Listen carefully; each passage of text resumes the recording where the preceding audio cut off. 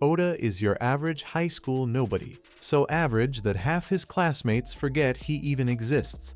He spends his days quietly reading isekai novels, not because he's bullied, but because talking to people gives him anxiety. But one day, his boring life takes a wild turn. The classroom suddenly goes dark, and a giant black sphere appears in midair. Before anyone can panic, a magic circle forms above them and boom, they're all teleported into a grand hall. An old bald man greets the confused students, saying the king has something important to announce. As everyone panics and demands answers, the advisor silences them. The king, Morgan of Reddies, explains that demons are attacking his kingdom, and only a hero from another world can defeat the demon lord. Oda can't believe it. It's the exact setup of every isekai he's ever read. For once, he's actually excited. The advisor then asks each student to touch a crystal to reveal their stats. Daisuke goes first and gets Animal Trainer with a power level of 450, far above average. Others receive roles like Knight, Healer, and Disenchanter. When Oda's turn comes, his class is revealed as Assassin with a power level of 1 in 800, double the hero, Tsukasa, who only has 900. But when Oda is told to touch the crystal again, he hesitates. He's read enough isekai to know shady kings when he sees them. Sensing danger, he activates his maxed out skill, Presence Concealment, and instantly disappears. Everyone forgets he even exists. Sneaking through the castle, Oda discovers cameras spying on the students, confirming his suspicions. He finds an old storage room, equips assassin gear, and starts gathering intel. Using his agility, he spies on King Morgan and the princess plotting to keep the students away from the archives. He nearly kills the king but decides to wait for more proof. The next morning, while the others eat breakfast and plan their heroic journey, Oda stays hidden. Tsukasa motivates the group to fight the demon lord, and everyone cheers. Oda knows they wouldn't believe his warnings, so he continues his investigation. During training, the students meet the Knight Commander, Siren Mithray. Oda watches from the shadows, but gets caught. Siren's special eyes can see heat signatures. Instead of fighting, Siren says he won't report him.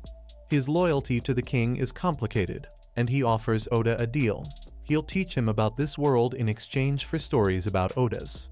Weeks pass. Oda trains under Siren, learning about history, magic, and leveling systems.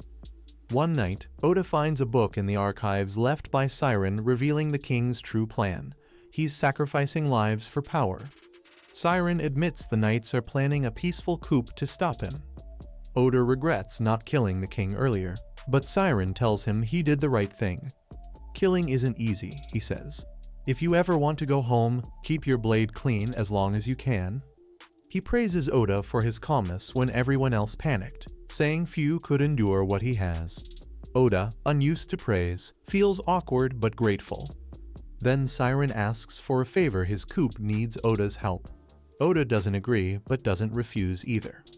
By the end of the month, training ends, and the heroes march through the city for their first dungeon mission. During the parade, Oda notices a girl in the crowd glaring at them. He follows her, and she says if he doesn't know what the kingdom sacrificed to summon them. He's more naive than she thought. She refuses to explain but tells him to find the truth himself. Inside the dungeon, the team fights endless waves of orcs. Tsukasa orders a retreat, and Siren clears a path with his divine sword. But at the exit, more monsters appear. Tsukasa uses a special smoke bomb from the princess which transforms the orcs into a massive minotaur. When Oda and Jill arrive, the group is nearly wiped out. Oda attacks the minotaur, but his blade snaps against its skin. Tsukasa, arm broken and panicking, loses control. Oda senses something off and asks the Disenchanter to cast a curse removal spell. A dark mist lifts from Tsukasa's head, proof of foul play. Realizing who's behind it, Oda tells Siren he's testing a new skill. Siren charges his sword with lightning and stuns the minotaur. Oda leaps in, activates his shadow magic. Dark tendrils crawl out from the shadows and stab straight through the minotaur.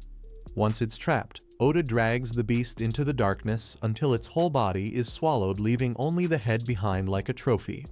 But while he wins the fight, he's barely holding on to control over his shadow powers. The dark energy thrashes wildly, and Oda struggles to pull it back. Luckily, Saren steps in and helps him calm down before things get worse. After the battle, the group returns to the castle. Saren congratulates Oda for saving everyone, but also warns him that the shadow skill drains his life force, so he should only use it if absolutely necessary. As thanks, Saren gives him a katana, a legendary blade forged by the first hero centuries ago. Oda is honored but confused why it's being handed to him instead of the current hero, Tsukasa. Saren admits that Tsukasa already has the holy sword, and, well, the katana may or may not have been borrowed from the royal armory.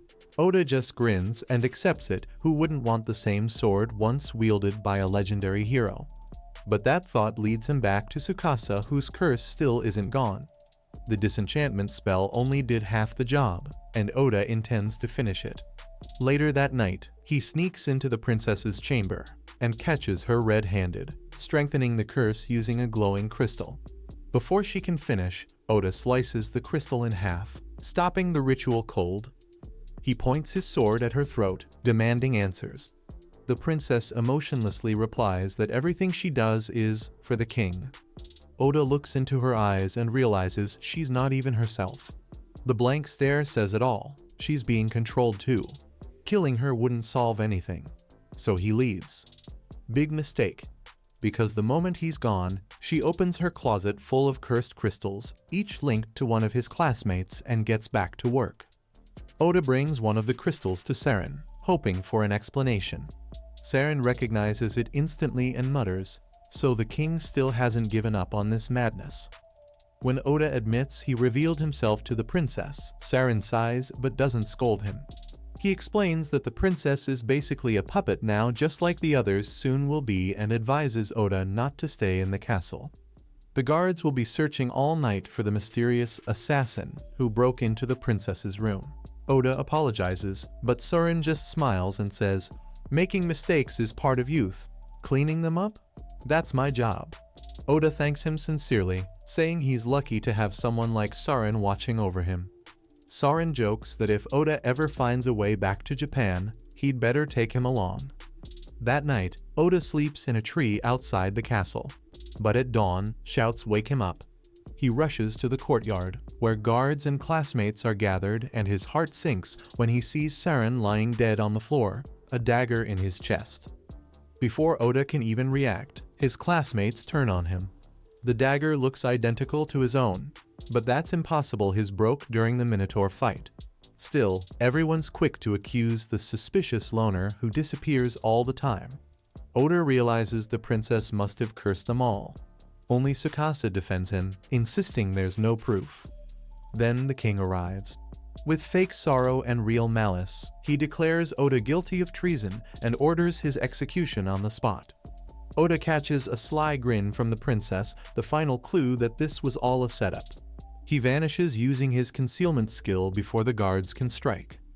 He sneaks to Jill, the only trustworthy one left. Jill whispers that the real killers were the king's personal assassins, and they're coming for Oda next. Thankfully, Saren had anticipated this and left behind a bag of supplies. Oda thanks Jill and flees the kingdom. Meanwhile, in the castle, the king and princess meet again. They're almost proud of how smoothly things went. Saren dead, Oda on the run, and all the students except Tsukasa cursed into obedience. All that's left is to find an excuse to start a war with the Eastern nation. As for Oda, the king assumes he won't last long out there alone. Still, he sends his elite Night Raven assassins to finish the job just in case. Oda, remembering Saren's advice, hides in a dungeon. Nobody would think to search a monster-infested cave, right? Water and food are scarce, and even his concealment skill can't fool beasts with sharp noses and keen hearing. But the deeper he goes, the stronger he'll become, learning to mask his scent, silence his steps, and erase every trace of himself. Eventually, he reaches the first boss room, a chimera. The fight is brutal.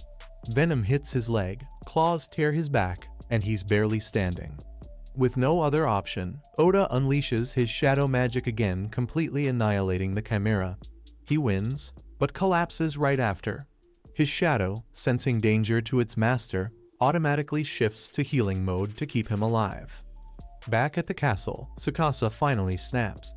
He tries convincing his classmates to leave the castle with him to go after the Demon King, but they all tell him to sit down and shut up. He realizes they're under the king's control, so he decides to leave alone. But surprisingly, a few classmates choose to follow him, and by some miracle, they make it past the gates without anyone stopping them.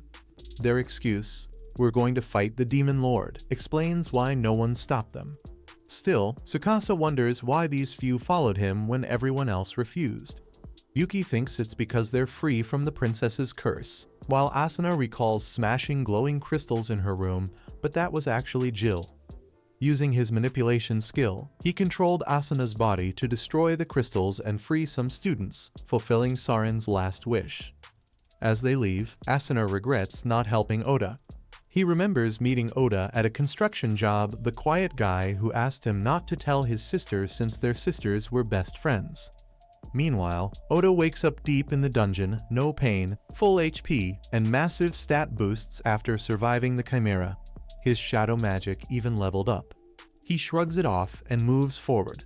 A few floors down, he defeats a giant slime, and an unconscious elf girl falls out. Using World's Eye, he glimpses her memories before canceling the overload. She's dying, so he revives her and makes porridge when she wakes. She introduces herself as Amelia and thanks him for his kindness. They travel together to the 80th floor. Oda thinks she'll part ways, but she insists on staying. In the boss room, a dragon attacks. Amelia uses gravity magic to restrain it while Oda strikes. The dragon senses his mana and throws him back. She warns him to suppress it, but he can't, so he channels all his mana into one massive attack, stabbing the dragon through the eyes. It dies instantly. Amelia, shocked, asks how he did it. Oda just says, "Couldn't diffuse my mana, so I used the dungeons." Before she can respond, the dragon's body begins to glow. End of episode 2.